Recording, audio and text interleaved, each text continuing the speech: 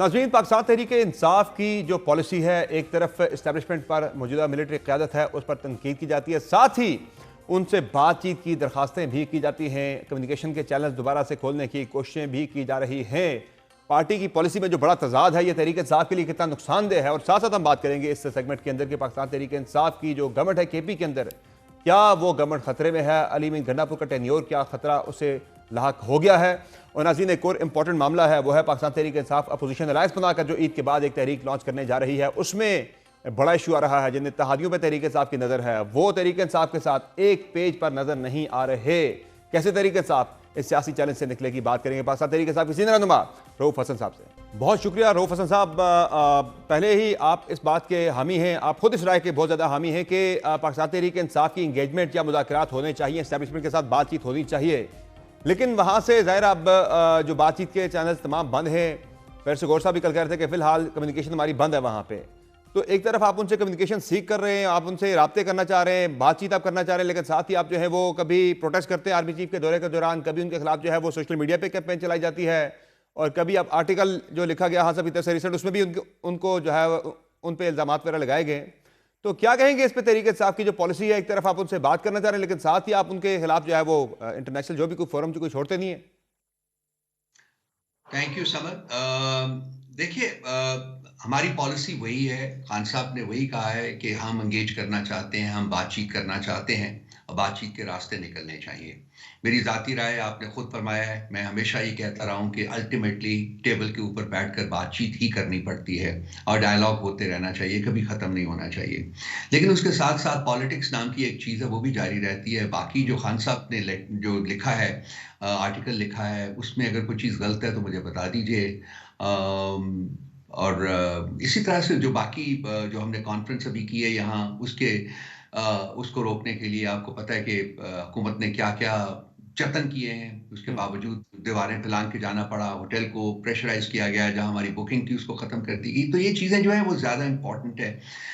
जब आप पॉलिटिक्स करने के रास्ते मफकूद कर देंगे, खत्म कर देंगे, जब आप स्पेस जो है उसको बिल्कुल श्रिंक कर देंगे या बिल्कुल गायब कर देंगे, तो फिर पॉलिटिकल पार्टी ने पॉलिटिक्स तो करनी है ना, उसने अपना बयानिया तो आगे पहुंचाना है। तो वो फिर मुख्तलिफ जो तरीके हैं कम्युनिकेट करने के, उनके उनके उनके उनके ऊपर में से कुछ के ऊपर ऑप्ट करती है, और यही PTI कर रही है। तो यही पॉलिसी रहेगी पाकिस्तान तहरीक इंसाफ की आगे चलकर भी, कि एक तरफ आप तनकीद भी जारी रखेंगे इदारों के ऊपर और साथ साथ आप जो है उनसे बातचीत के लिए कोशिशें भी करते रहेंगे? इस तरह तो बातचीत का चैनल कभी नहीं खुलेगा। देखिए, तनकीद आप लफ्ज इस्तेमाल कर रहे हैं, मैं एक शायद ये लफ्ज इस्तेमाल ना करूं, मैं कहूं कि हाँ, हकायक जो है उनको हम आगे उनको बयान कर रहे हैं। अल्टीमेट ऑब्जेक्टिव जो है किसी भी पॉलिटिकल पार्टी का, क्योंकि हमने कोई बंदूकों तोपों से तो लड़ाई नहीं करनी है, अपनी पॉलिटिकल जद्दोजहद नहीं करनी है, हमने तो बातचीत के जरिए ही करनी है। तो बातचीत के रास्ते खुल जाने चाहिए, और बातचीत के रास्ते जब खुलेंगे तो मेरा ख्याल है कि हालात में एक बड़ी पैराडाइम शिफ्ट आ जाएगी, चेंज आ जाएगी। तो ये बैठ तो जाएंगे ये, जब तो ये टेबल रास्ते के सर आप कब तक खुलते हुए देख रहे हैं और कैसे खुलेंगे ये रास्ते?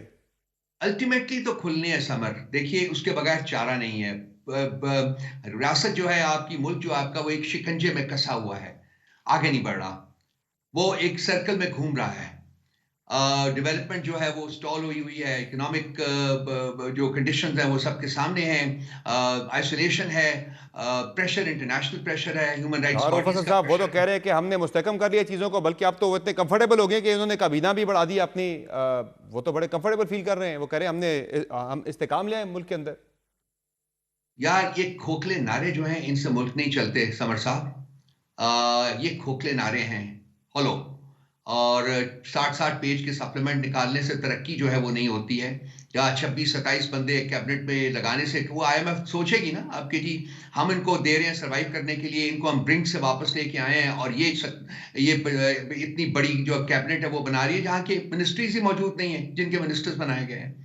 तो ये खोखले नारों से नहीं चल सकते भाई।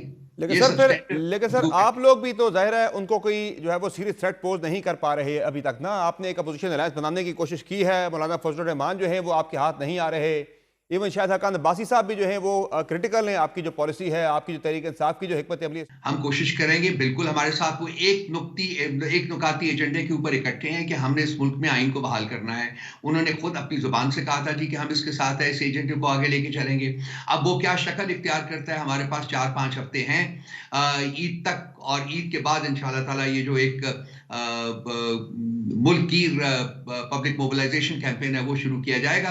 जो लोग भी हमारे साथ होंगे, जो नहीं होंगे उनको हम साथ मिलाने की कोशिश इश्यूज है करते हैं। क्या मौलाना फजल रहमान को, क्या इश्यूज है पाकिस्तान तहरीक इंसाफ के साथ? बातचीत उनकी आगे क्यों नहीं बढ़ पाई? 12 को वो आपसे मिले थे, 12 फरवरी को, उसके बाद तहरीक इंसाफ ने जवाब देना था।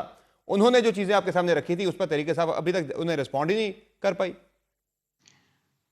वक्त के साथ साथ सब जवाब मिल जाएंगे। वो कोई ऐसे इश्यूज नहीं है जो कि हल ना हो सकें, बल्कि हल हो जाएंगे। पार्टली हल हो चुके हुए हैं, जो बाकी हैं वो भी हल हो जाएंगे।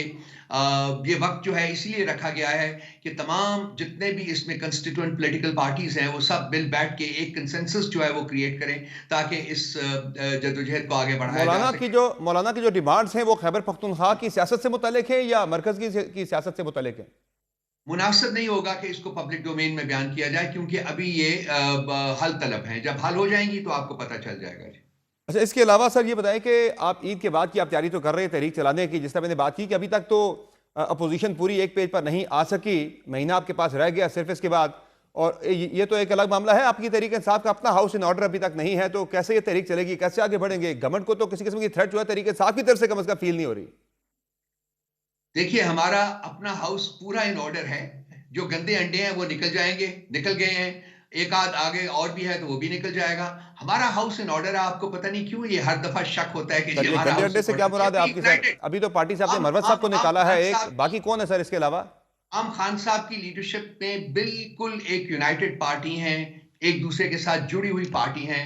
जो वो अहकामात सादर करेंगे उसके मुताबिक उन्हें आगे बढ़ा जाएगा। कोई डिवीजन नहीं है पार्टी के अंदर बेसिक कॉज के ऊपर। बाकी आरा होती हैं। समर साहब, अब मैं आपकी राय से ना एग्री करूं, आप मेरी राय से ना एग्री करें, ये हम एक ही प्लेटफॉर्म के ऊपर खड़े होकर किसी कॉमन कॉज के लिए बात कर सकते हैं। पॉलिटिकल पार्टी इतनी बड़ी जहां हो, लाखों लोग उसके मेंबर हों, लोग बैठे हों, तो वो अपनी अपनी आरा देते रहते हैं। अभी तक तो आपकी पार्टी का जोर जो है वो शेर अफजल मरवत पर ही चल सका है। वो लोग जो गायब हो गए थे 26वीं आईनी तरमीम के टाइम पर, अभी तक आपकी पार्टी उनके खिलाफ कोई एक्शन डिसाइसिव नहीं ले सकी।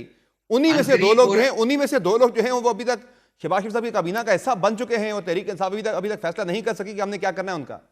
एक आध दिन इंतजार और कर लीजिए, सब हकायक आ जाएंगे आपके सामने जी। सही है, एक आध दिन और इंतजार कर लीजिए। तो आपने कहा कि मजीद कुछ गंदे अंडे पार्टी से निकालने हैं। ये कितने लोग हैं पार्टी के अंदर? आपकी क्या मुराद है? किस तरह के लोग हैं जिन्हें आप कह रहे हैं गंदे अंडे पार्टी से निकालने? अगर कोई और गंदे अंडे हुए तो उनको भी निकाल दिया जाएगा। जो निकाले गए हैं पार्टी से, आप कह रहे हैं कि वो गंदे अंडे थे, वो पार्टी से लॉयल नहीं थे।